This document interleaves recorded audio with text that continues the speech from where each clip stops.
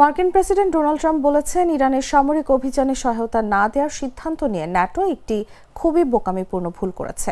White হাউসের oval অফিসে সাংবাদিকদের সঙ্গে কথা বলার সময় তিনি জানান, ন্যাটোর বেশিরভাগ মিত্র দেশ যুক্তরাষ্ট্রকে জানিয়েছে যে তারা ইরান ইস্যুতে সামরিকভাবে জড়াতে চায় না। তবে ট্রাম্প বলেন, এসব দেশ যুদ্ধের বিষয়ে যুক্তরাষ্ট্র ইসরায়েলের অবস্থানকে সমর্থন করছে, যদিও সরাসরি অংশ নিচ্ছে না। সবাই আমাদের সঙ্গে একমত, কিন্তু তারা সাহায্য করতে চায় না। তবে ন্যাটো মিত্রদের বিরুদ্ধে কোনো ধরনের শাস্তিমূলক ব্যবস্থা নেওয়ার পরিকল্পনা আপাতত নেই বলেও জানান তিনি।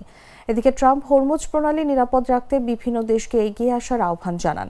এই গুরুত্বপূর্ণ সমুদ্র পথ দিয়ে বিশ্বের প্রায় 20% তেল পরিবহন হয়, কিন্তু যুক্তরাষ্ট্রের কয়েকটি মিত্র দেশ এরই মধ্যে জানিয়েছে তারা আপাতত এই এলাকায় জাহাজ পাঠানোর কোনো পরিকল্পনা করছে না, যা ট্রাম্পের আহ্বানে সাড়া না দেওয়ার ইঙ্গিত হিসেবে দেখা হচ্ছে।